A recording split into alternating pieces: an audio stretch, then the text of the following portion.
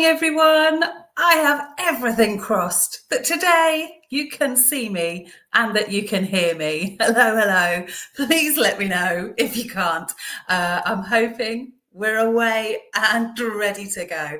Lots of familiar faces joining us again. And hello and welcome to all of you.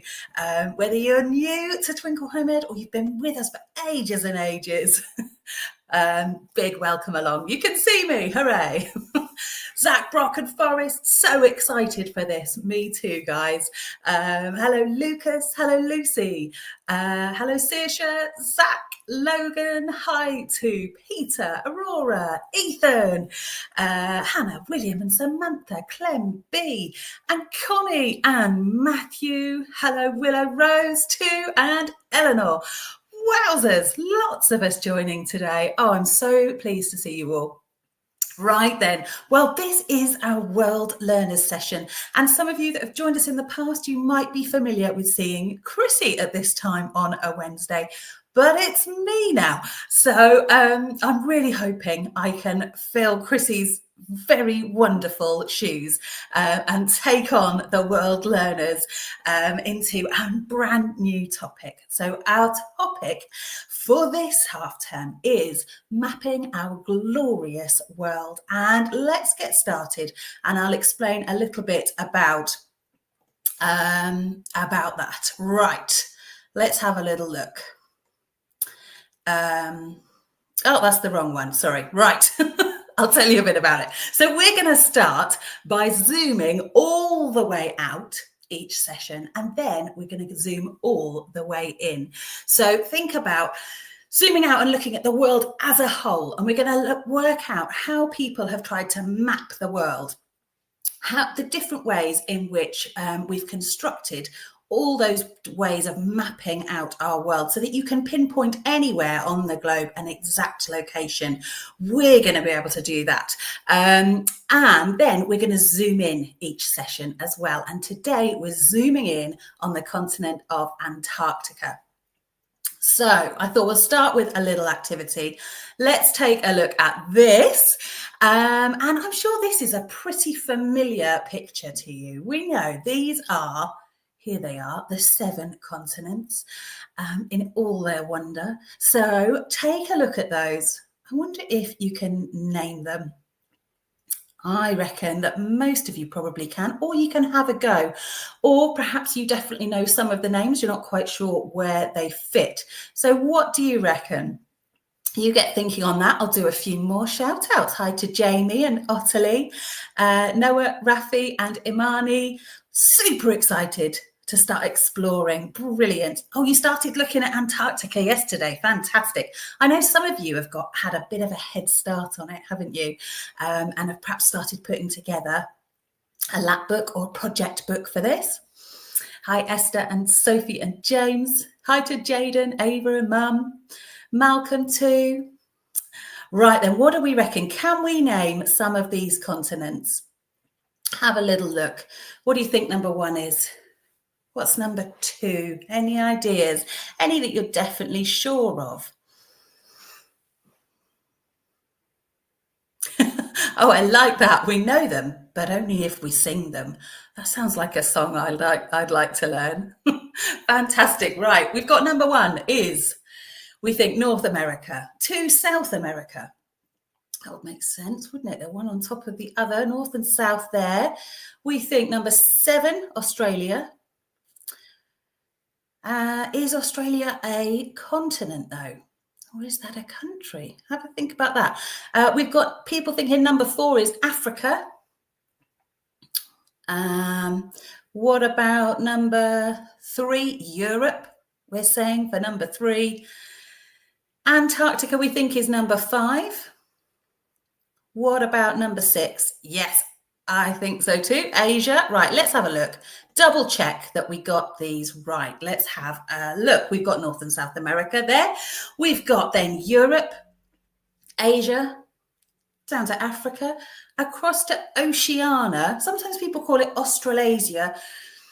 Oceania, Australasia. I think officially it's Oceania, but yeah, there's a lot of debate around that. And Antarctica down at the bottom. Brilliant. Okay, so we pretty much know our continents. We can name quite a lot of them. We pretty much know where they are. But now let's make this a little bit trickier. Let's have a look at this. Right, so what I've done is taken our continent, moved it away from all the others when we look at it on its own. And I've been doubly sneaky, guys, because I flipped it around and changed the direction of it. I've moved it and rotated it.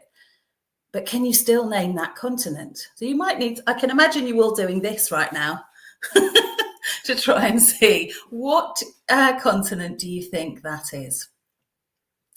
Have a good look. What are we going to go for? I think for this one, it would help to turn your head that way.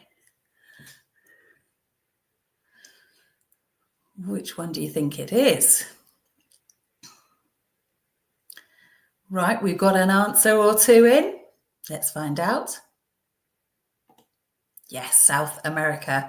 Fantastic. Rotated 90 degrees. Yes, if you put your head on the side there, it was the right way around, or the way we're used to seeing it. Yeah.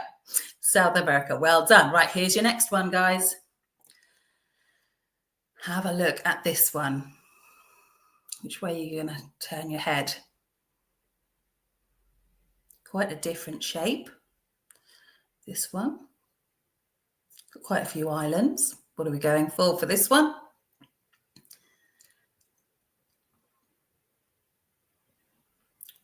Anika straight in with her answer. Well done. Lots of people agreeing with you too. That one's Europe. How about this one? Which country is this? Which way are you going to turn? I've got a feeling you might need to be standing on your head for this one. Well done, guys. That one is Asia. Rotated whoop, all the way upside down, 180 degrees. And this one, what about this? Which continent is this one? We're running out, so you can probably narrow it down now. Which one haven't we done?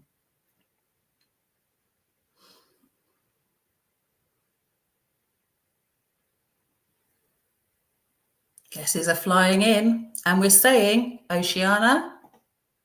Whoops. Yes, it was, but we've jumped somewhat. Oh, I don't know what happened there. There it is, the right way around. Oh, hang on. No, that wasn't Oceania. This one was what we were on. Sorry, everybody. This one flipped around the other way is Asia, but we seem to be out of order here on our slides. Something bizarre has happened. What's gone on? Oh no. Right, let's try this one. They've all muddled themselves up. I think there's those gremlins in our tech again. Right, take a look at this one. Let's start again. This is an unusual one. And I think this is one's probably, I found this one the strangest to look at on its own, isolated from the others. Sorry for the flashes of confusion there, but well done. Lots of you have got this one. North America, fantastic. Right, see if we can get this one. Let's try one more. This one. What about this?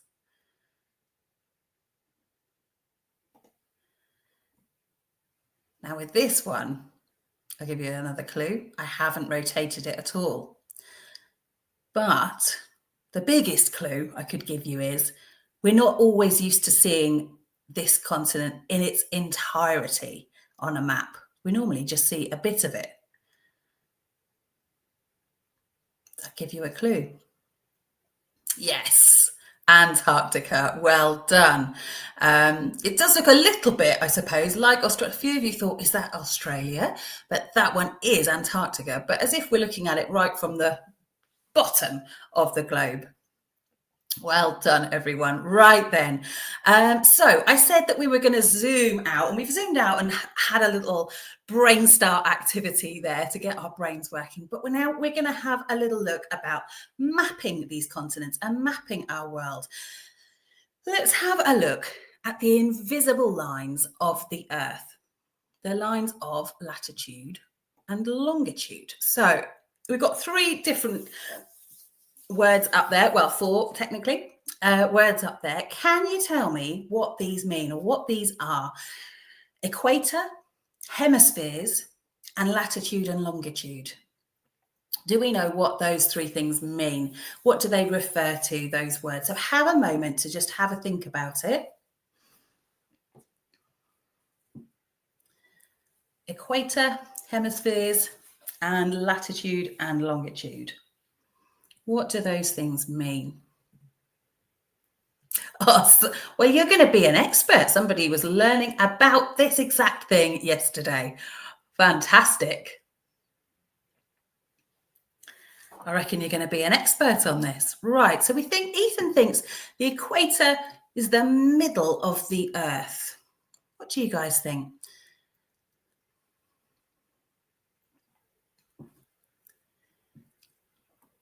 Any thoughts? What about hemispheres? What does that refer to? Nala says the equator round the middle.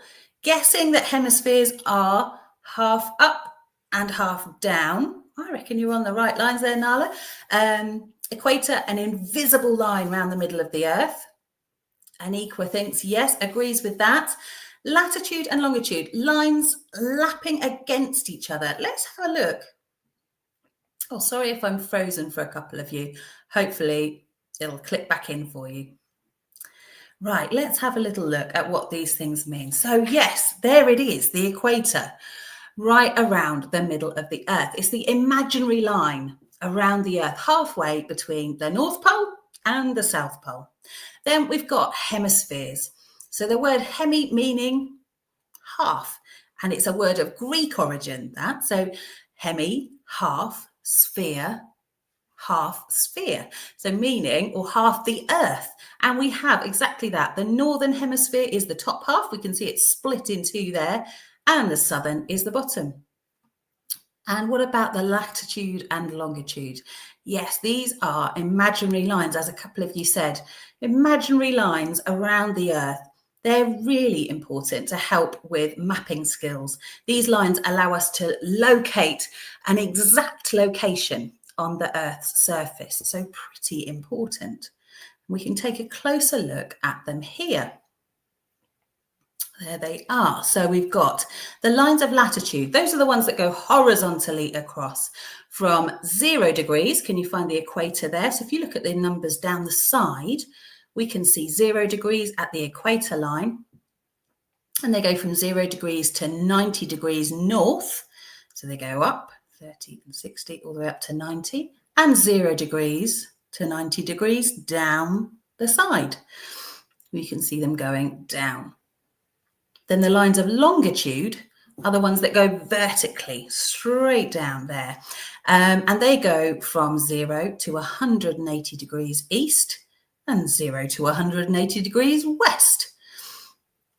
So spot on. Right, well, let's find out a little bit more about them, shall we? I've got a video here to help us wrap our heads around these invisible lines. Longitude are imaginary lines that are drawn on maps to make it easy to locate places. Lines of latitude circle the Earth from east to west. They're also called parallels. Each line is the same distance apart. They are measured in degrees. The equator is a line of latitude which runs around the middle of the Earth at 0 degrees. Above the equator is known as the northern hemisphere. Below the equator is known as the southern hemisphere. There are a number of other important lines of latitude.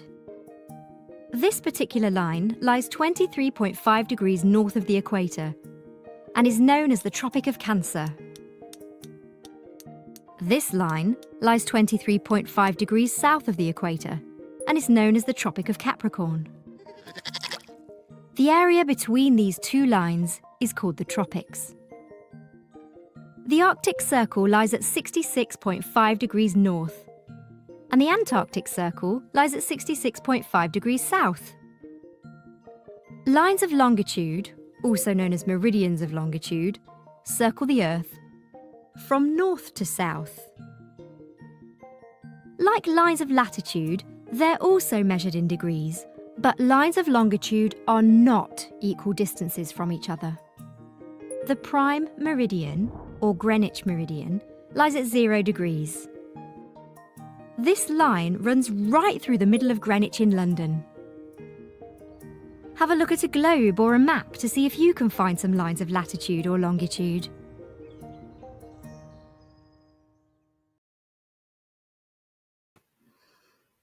Okay, so let's go back to our globe. I think we can take a closer look here at our lines of latitude. So like it said in the video, also sometimes called parallels, and they're going round the Earth. You can see them in that diagram at the bottom there, from east to west, equal distance or equidistant apart, and they're measured in degrees. Each degree can be split into 60 sections, which are called minutes, and each minute then can be split into 60 seconds. So there's a great way of narrowing down and really pinpointing that location. Let's see our longitude. So also called meridians, these are running from north to south, measured in the same way as the lines of latitude, with these degrees going round. Lines of longitude aren't equal distance apart though. They're following that curvature of the Earth. So you can see at the top there where they come much closer together. And then at the equator, they're at their widest point. Like it said in the video, the prime meridian or Greenwich meridian line is the one at 0 degrees. That passes right through Greenwich in London. Okay, so I'm starting to piece this together now, that this is a great way to map, because whether we go north, south, east or west, we'll be able to follow these lines. When we come to our mapping skills next week, we're going to dive closer into these lines of latitude and longitude and start putting into practice that mapping and pinpointing different locations. So we will return to this next week in our zoom out section. Right then, everyone, I think it's time. Oh, sorry if it's a bit glitchy. Fingers crossed it kickstarts itself again. I think it's time to zoom in now. And today we're zooming in on Antarctica. And I thought we'll start off with a little bit of a game to get thinking about it. Now, you've got to work out if I'm telling the truth, because here are 4 facts, but I have hidden a lie in there. It's up to you guys to find the lie. Which one of these do you think is not true? So which one is not true? Which one is the lie? Is it Antarctica is encircled by the Southern Ocean? Is that a lie? Is it true? Is it there is a volcano in Antarctica? Antarctica is the 2nd largest continent by area. Is it some islands are part of Antarctica? Do you think there are islands there? So which one of these? Only one is a lie, but which one is it? We think the second one maybe, that there's a volcano in Antarctica. What do you think? Some of you may have had a head start on this if you've been looking at it. Another one in agreement, another person thinking that there is not a volcano. You think that's the lie? What do you reckon? B thinks it might be the last one, that some islands form part of Antarctica. What do you reckon? Nala thinks maybe the volcano, or it's actually the largest continent. Could it be the biggest one? So maybe that's the lie. Eleanor thinks the last one, the one about the islands, that there aren't any islands.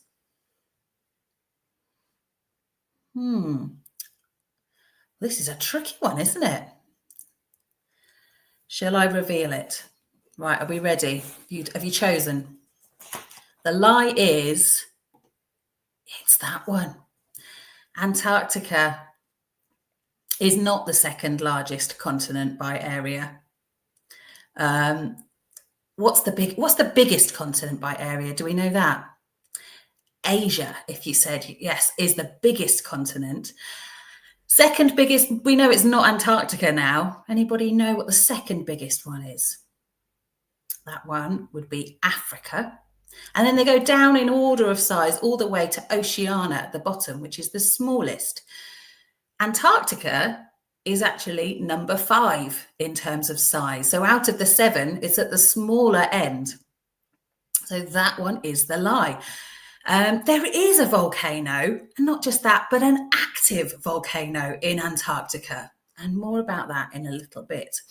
There are Antarctic islands. Alexander Island and South Orkney Islands are officially part of Antarctica, part of that continent. There are other islands like the Falkland Islands and South Georgia that are linked with the Antarctic ecosystem, but they're not actually officially part of the continent. So there are a couple of islands, and a couple that do sometimes sort of get lumped in with that Antarctic area. They're within that Southern Ocean. Let's try another, shall we? Right, I've done it again. I've hidden a lie in here. Yeah, an active volcano. Yeah, I was quite surprised at that. Okay, so let's take a look at these ones. We've got the South Pole only has one sunrise and one sunset each year. Is that a lie? Is that the truth? There are some indigenous people living in Antarctica. Plants grow in Antarctica. The South Pole is colder than the North Pole. What do you reckon? Right. We're quicker with our answers here. Straight away, we think number 2 could be the lie. Someone else thinks number 3, that plants grow, that must be a lie. What do you reckon? Another vote for number 3. Ethan thinks the first one could be a lie, about the one sunrise, one sunset. Another vote for plants. Georgia thinks no indigenous people. There are no indigenous people in Antarctica. So you're thinking number 2 must be the lie. What do you think? Clem, B and Connie agree with you. So does Eleanor. And Nala is confident it's number 2. Should we find out? Let's see. Well done if you got that one. That's number 2. So some people do live in Antarctica for parts of the year, but they're mostly scientists and people exploring and studying Antarctica. No indigenous people in Antarctica. Plants do grow there, though. Lichens and mosses. There's something called Antarctic hair grass, which does look a bit like hair, and Antarctic pearlwort. So not a huge, colourful array of beautiful flowers or crops growing there, but there are plants. And yes, South Pole is colder than the North Pole. Right, I've got one more, and this time it's a picture question. We've got some photos here of Antarctica. Or are they? Are they photos of Antarctica? One of them isn't.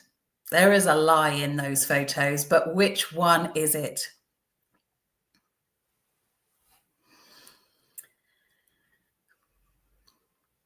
What do you think? Which one is not Antarctica? I should have numbered these really, shouldn't I? Should we go from left to right? 1, 2, 3. So 1, the polar bears. 2, the ice. and 3, the penguin and the photographer. What do you think? Which is not Antarctica? We've got a bit of a mixture here. A couple of people think the penguin one. Aurora says it's not the polar bear. She thinks there's not polar bears. Imami knows, not polar bears. You think they live at the top one, at the North Pole, that's over water. What do you think? Ethan thinks 2. Lots of guesses. Lots of people who definitely know that. Oh, I was lying. That one is not Antarctica. Lie for number 1. Well done, guys. If you narrowed it down to that one, must be the lie, because you're right. No polar bears in Antarctica, but there are penguins. And again, we'll find out a bit more about them in a little bit. So let's head there now, shall we? And take a look at Antarctica. Time to zoom in on our continent study for today. Welcome to the most extreme continent on Earth, Antarctica. Located at the southernmost point of our planet, Antarctica surrounds the South Pole and plays a crucial role in Earth's climate system. It's almost entirely covered by a vast ice sheet that holds about 70% of the planet's fresh water. But there's more to Antarctica than just ice. Beneath the surface lie vast mountain ranges, active volcanoes, and even hidden lakes sealed off for millions of years. This icy wilderness is far from lifeless. Giant blue whales roam its surrounding oceans, and penguins survive some of the harshest conditions on Earth living here. Let's uncover how Antarctica fits into the bigger picture of Earth's geography and learn about the powerful physical features that shape this frozen world. Right then, so let's start by thinking about what makes Antarctica so cold. Why is it so cold? Can we narrow that down? Can we answer that question? There's lots of different reasons. So have a little think. Think about what different elements make it a really cold place. What would your answer be to that? Is it to do with its position in the world? Is it to do with the type of is it to do with where it is in terms of oceans? Is it to do with the sea? Far away from the equator, Zach? Yeah, not anywhere near the equator. The furthest point we can really get. Lots in agreement. What about, so the mountains. So what about the type of physical landscape in Antarctica? Is that what makes it very cold? I think you're on the right lines with that one. Its position in the world, the fact it's further from the equator, the sun doesn't get to it, Archie thinks, because of air streams. Lots of interesting answers here. Let's take a little look, shall we? So we talked about, I think a couple of you mentioned the sun. So let's think about that. The polar summer happens in Antarctica from approximately October to March. And during that time, there is continuous daylight known as the midnight sun, which I think sounds really, it's a beautiful way of describing it, the midnight sun. But the sun, it doesn't set. We've got continuous daylight all the time there. And in the winter, well, the opposite happens. There is hardly any sun. So you'd think, well, okay, it's getting sunlight all year round. Surely that means that should make it warm. But let's take a closer look at what's going on here. Okay, so both the Arctic, we can see the Arctic at the top there, and the Antarctic don't get much heat from the sun. So while they may get light, and sometimes light 24 hours a day, they don't get much heat from the sun. We've got the summer solstice here. The longest day is known as the summer solstice, the shortest day, the winter solstice. And the solstices And the seasons in general, really, they're a consequence of the Earth's axis being tilted at an angle. So we can see the Earth and think of it like a ball. I should have a ball here as a prop. Think about it as a ball, the Earth here, and then tilt it. So because it's tilted at an angle of 23.5 degrees, it means that different parts of the Earth are angled closer to the sun at different times of year. So there's a kind of common misconception that the Earth must be closer to the sun during the summer and further away from the sun in the winter. But actually, it's about the tilt of the Earth. So if you imagine that in a year, we're rotating right round the sun, and there'll be a point in the year where we're tilted towards it, and there'll be a point in the year where that tilt is away from the sun.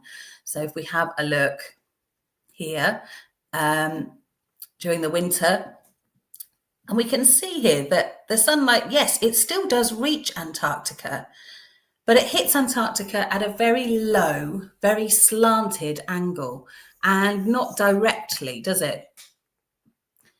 So you can see it at the bottom there. So when the northern hemisphere gets its summer, its winter in the southern hemisphere, and vice versa. So if you know anyone that lives in the southern hemisphere, you'll know that for them, while we have our winter, they have their summer and maybe have Christmas on the beach or something like that. So the position of both our polar regions, whether it's north or south, that means they get less intense sunlight. You can see where the most intense sunlight must be coming to. It hits around about on the equator.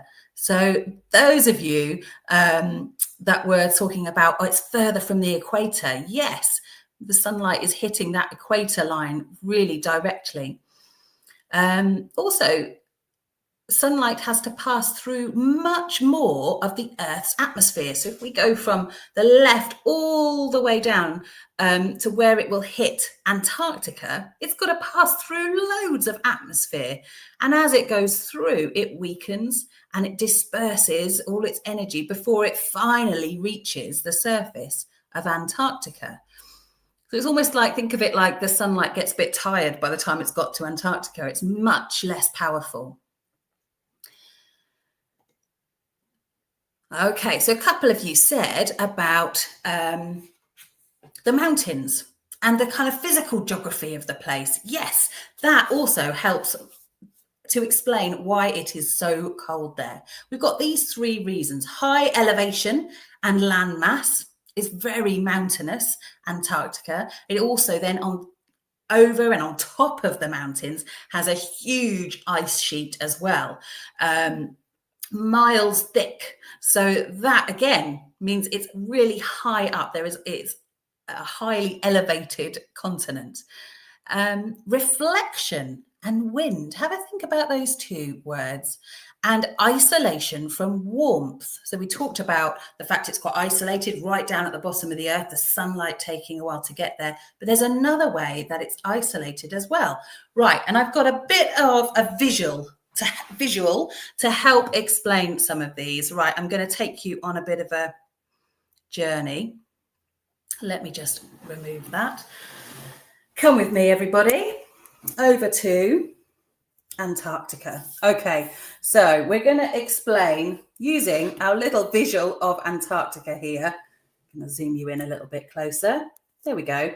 And what every good explanation needs, a bowl of frozen peas. Hooray! So I thought we'll use these to explain that first one, our high elevation and land mass. Altitude. So the continent Antarctica has a really high average elevation. It's high up the continent, extremely mountainous, and it experiences really low temperatures. Okay, so why am I putting peas on here? What on earth is Kirsty doing? Okay, so these are to symbolize all of our air particles. High elevations. Now, as we go higher, let's spread them out a little bit. They're still a little bit frozen. There we go. All right, so are you still with me? I can't see you anymore, so I'm hoping you haven't all disappeared, thinking, oh, Kirsty's having her lunch. We better leave her to it. Not frozen peas for lunch today. Right, there we go. So think about this. As the air rises, it expands due to a lower atmospheric pressure. The air cools as it rises. It gets thinner. Sometimes people refer to that, if you're up a really big hill or if you're mountain climbing, then you might need oxygen to help support you. The air is classed as being thinner, which just means there's fewer air molecules. They've dispersed as they've risen. So there's fewer air molecules, which makes the temperature colder and also less effective at retaining heat. If you think they've spread out, they've dispersed, all that heat can escape. The ground is the primary heat source. So the higher you go, up we go, the further from that heat source you are, and the more that air has dispersed. So a country that has a really high landmass, well, that's going to be pretty cold. And that's why partly why Antarctica is such a cold place. Right, the second one, what was that? That was reflection, wasn't it? You can come back to me now. Hello? You're still with me. Oh, Georgia, was I making you hungry? Pea soup for lunch, I reckon. These have almost defrosted. So the second one was about reflection and wind. For this, I've sort of struggled to come up with a physical example for this, but we'll give this a go. If you think about Antarctica, think of all of that ice that is impacted. What colour is it? Or what colour do we see it as? We see it as bright white. So something that is surrounded by and covered in white, if I do this, let's put this white paper here, you can see how light my face stays. Because that white material is doing its best to reflect all of the light. That light reflects and bounces back off it. However, if I use some dark black paper and do the same, you can see just how much darker my face now is. Does that make sense? So we've got the light bouncing around when we have this light coloured material. So think about the Antarctic ice sheet, that bright, bright white.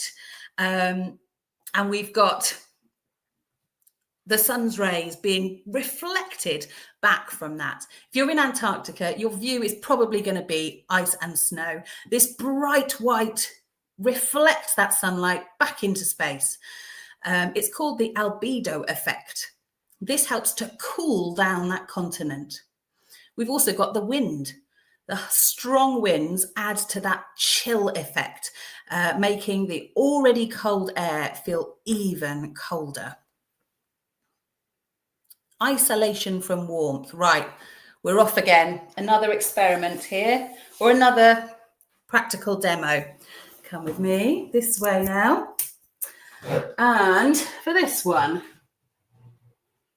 right, we've got the Southern Ocean. Everybody, welcome along to the Southern Ocean.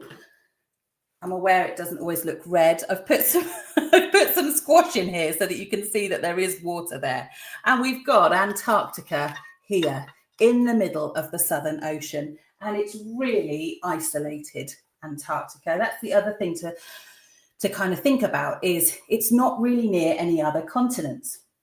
And there is a circular current in the Southern Ocean here that goes all the way around. Got my paintbrushes to demo. So the circular current around Antarctica is called the Antarctic Circumpolar Current. It's known as the ACC for short. And this powerful ocean current flows round Antarctica like this in a continuous circle because there's no land in the way. This current doesn't hit an island and get sent off in a different direction, it can whoosh, whiz around Antarctica. So this isolates Antarctica from warmer waters. You think, well, why doesn't that warm water from the Indian Ocean just drift down and warm up Antarctica? Because of this current, it's isolating Antarctica, almost like a big sort of cold moat around it. Warmer waters and air masses from warmer regions can't transfer their heat onto the continent. So it's almost like a kind of protective current that keeps it nice and cold. Here we go. I've got some squash to have with my lunch as well. Peas and squash. Yum, yum. Right. Are you still with me? Hopefully you could see that. Oh, my screen was small. Oh, sorry. I forgot to take that off, didn't I? You've got to see it in its full effect. Come on. There we go. Sorry, I couldn't see your comments. There we are. So whoosh, round it goes. And here is our ACC, our Antarctic Circumpolar Current. No islands in the way, no land in the way. Round it goes, protecting Antarctica and keeping it a very, very cold place, the coldest place on Earth. Right, so hopefully that's kind of explained those two reasons why it's just so cold there. What about Antarctica versus the Arctic, North Pole versus South Pole? Why is the Arctic Circle in the north warmer than the Antarctic? What do you think? So think about some of the things that we've just talked about with the little demonstrations there. What was it that was making Antarctica cold? So could that be why the Arctic is a bit warmer? We reverse those reasons. What if the Earth was all white? Well, yeah, if we were totally covered in snow, we'd reflect all the sunlight and it would stay cold, wouldn't it? It would stay that way. So there we've got the Arctic Circle and we've got Antarctica. I'm going to give you the next picture, which might give you a few more clues here. If we look at them from above and below, so to speak, from the bottom of the Earth, there we can see Antarctica. From the top, we can see the Arctic Circle. Why do you think the Arctic Circle is warmer?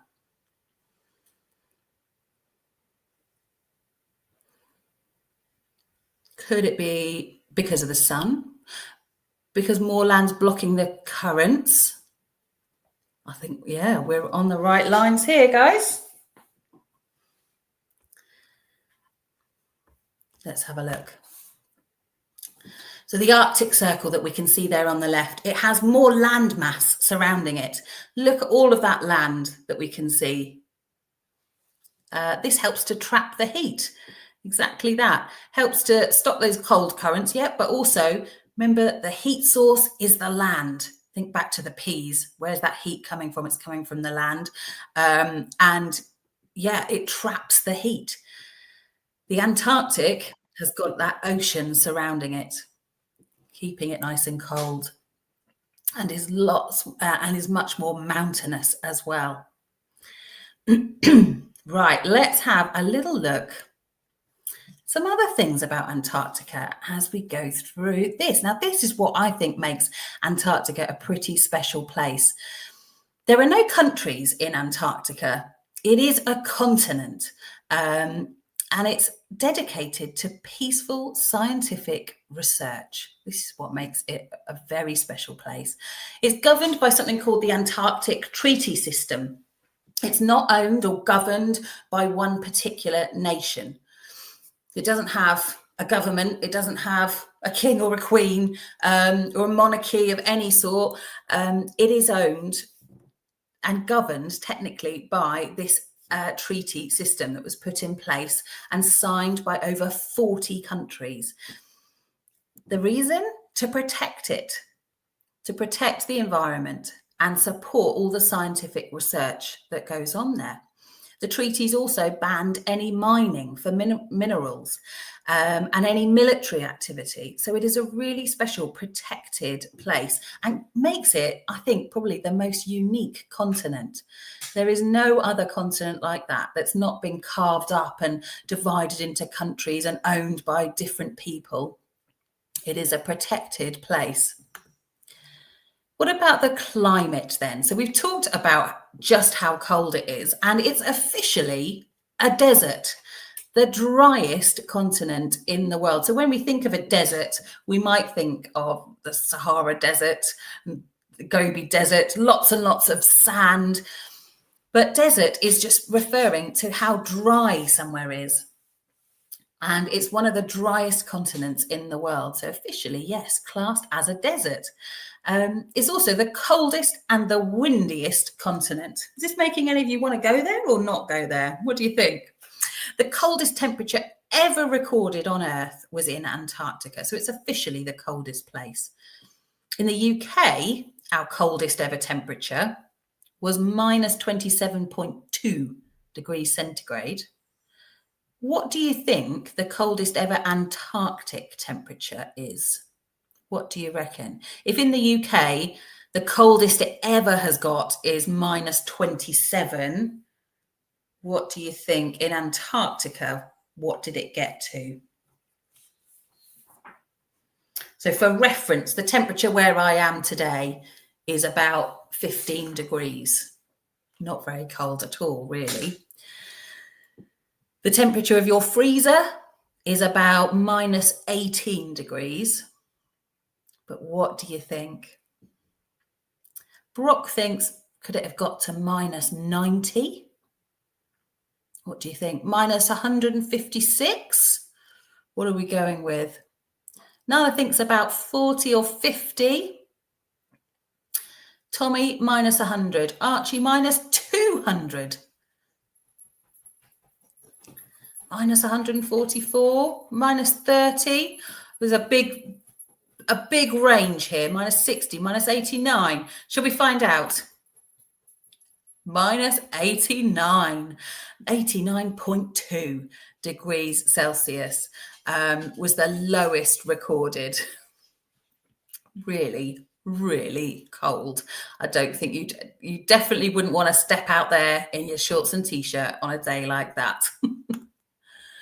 Okay, let's carry on looking at some geographical features then. So most of Antarctica is covered in that big Antarctic ice sheet, which is on average about 1 mile thick, but some parts of it are a lot thicker. Some are a bit thinner, but the average about 1 mile thick. Under the ice is mostly land. I think that's the important thing to remember. It is solid land, Antarctica, underneath all of that ice. Unlike at the North Pole, where we don't have any actual land. We have the glaciers and ice, but in Antarctica, we have mountain ranges, we have land that's permanently there. The only thing is it's covered in this huge ice sheet. Hidden under the ice is Lake Vostok, a huge lake which has been buried for 15 million years. Wowzers. So completely buried by all of the ice for 15 million years. My goodness. The Transantarctic Mountains, they separate the east and west regions of the continent, and they are about 2,000 miles or 3,200 kilometers long. Huge mountain range. Have a look at this picture. This partly frozen waterfall is known as Blood Falls. Really unusual colour. That is water flowing there. But why do you think it's that colour? What do you think? What's made it that blood red colour?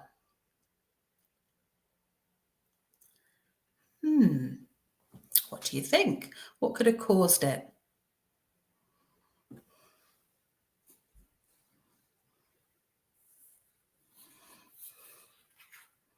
Any thoughts? Any idea? Zach thinks, could it be copper that's making it that colour? Could it be the minerals? Eleanor thinks. the minerals in the land. Iron. Aurora agrees and thinks iron as well. Let's see. Yes, the iron in the water creates this unusual colour. And then the salt content lowers the freezing point so that the water will flow and becomes that sort of waterfall. It's really salty, ancient water, been trapped under the ice for millions of years. And yes, that high iron content turns to that rusty colour when it hits the air, creating the bright red.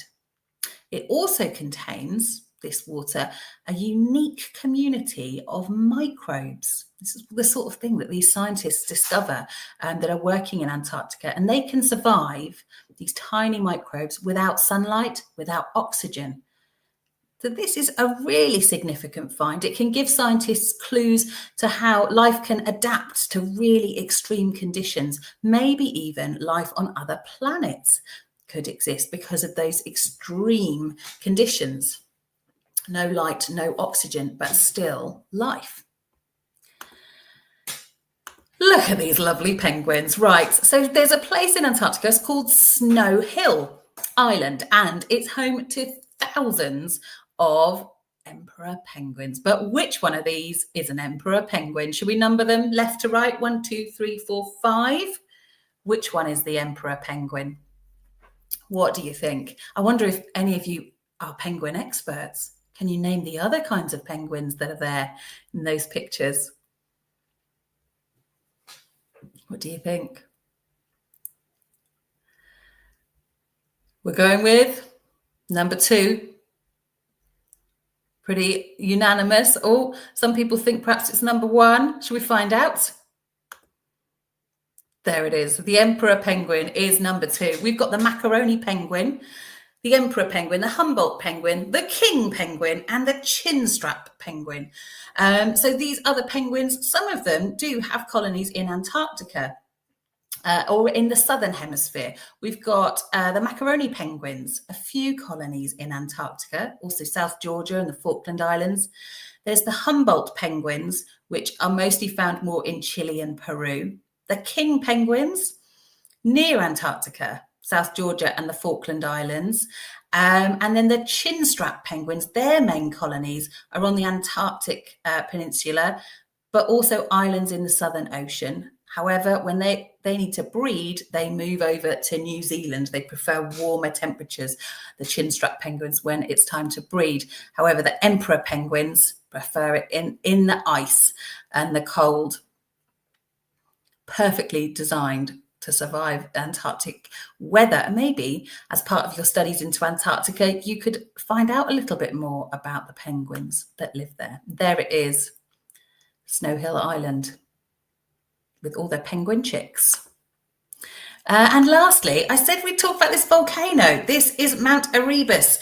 It's an active volcano. It towers above. You can see it in the top of that picture there, above the ice shelf. It's known as the active giant, situated on Ross Island, on the in the Ross Sea part of the Antarctica, and it's the world's southernmost active volcano. It has a permanent active lava lake inside within its summit crater. Have a look at some images online of this volcano. It's the best one that I was able to share with you, but have a look. And there, we'll finish this bit with the map of Antarctica there. And again, I think those of you that have grabbed the World Explorers pack already that Lizzie shared on Monday, I think you've got this map in there. We can see the Transantarctic Mountains there and the mountain range. We can see the Ross Sea there at the bottom, so near, and then the Mount Erebus. There you go. Right then, so I have one more thing to share with you today, and that is an interview with a polar scientist who studies Antarctica. I've got a little snippet to show you, but I will share the link in the chat so you can go and listen to the full interview if you fancy it. But a little snippet of her talking about her work in Antarctica. Today I am here with Dr. Jenny Arthur. Hey, Jenny. Hi. I'm right in thinking that you're a glaciologist. What's that all about? I'm a glaciologist and polar scientist, really. So it means I study the polar ice sheets. The world has two polar ice sheets, Antarctic ice sheet and the Greenland ice sheet. Mainly, I work on the Antarctic ice sheet. And basically, I use data and observations collected by satellites to understand what the ice is doing. I have a PhD in glaciology, and for that, I used satellite images to study lakes on the Antarctic ice sheet. And I'm really interested in how the ice sheet melts and how it's changing with climate change. So the key things that I'm interested in at the moment are how the floating edges of the ice sheet are changing, which we call ice shelves, and how the thickness of the ice sheet is changing. In the interest of learning a bit more about science, what's your favourite science fact?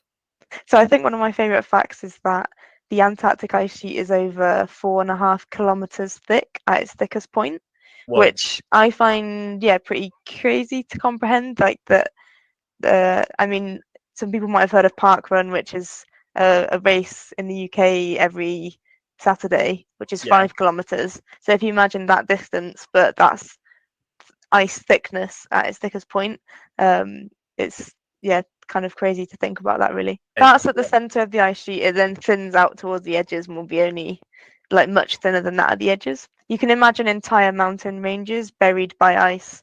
That's what a lot of the Antarctic ice sheet is. I think that puts it into perspective for me, what she said right at the end there.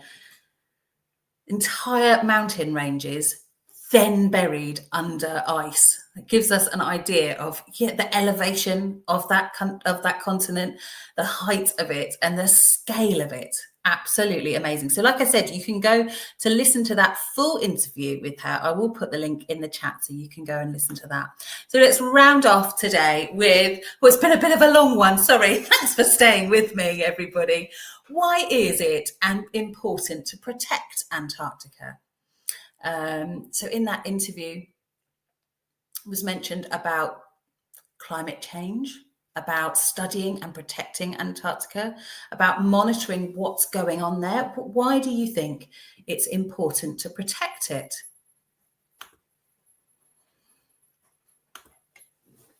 So think about this. Land ice and sea ice are different. Land ice is accumulated over many, many years due to the freezing rain or snow. So the land ice we have in Antarctica. Sea ice is frozen seawater, reduced down to below freezing temperatures by the cold atmospheric conditions. We've got different types of ice.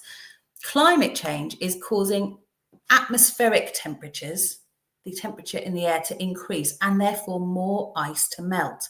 When the sea ice melts, sea levels don't really increase because the ice was already in that water mass.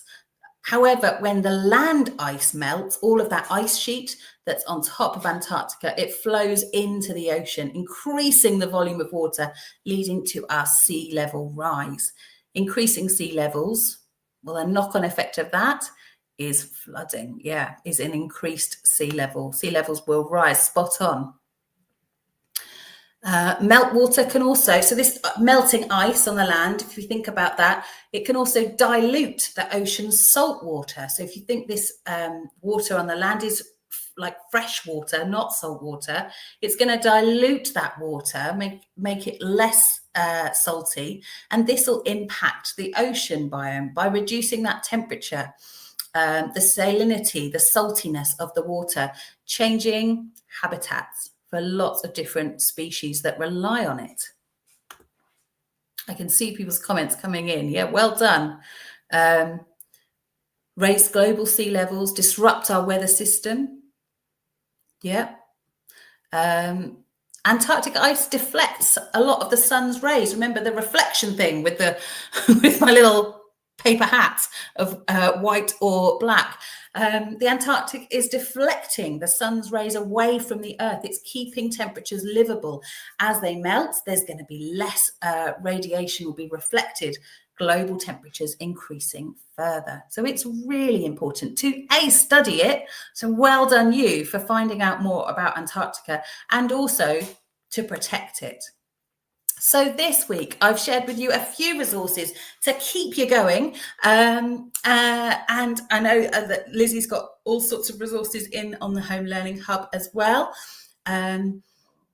We've got this one, our live unit learning journal. You might like to print this off for use in all of our live lessons to track what you're learning about, what you'd like to find out more about. A great way to journal about the different sessions that you attend.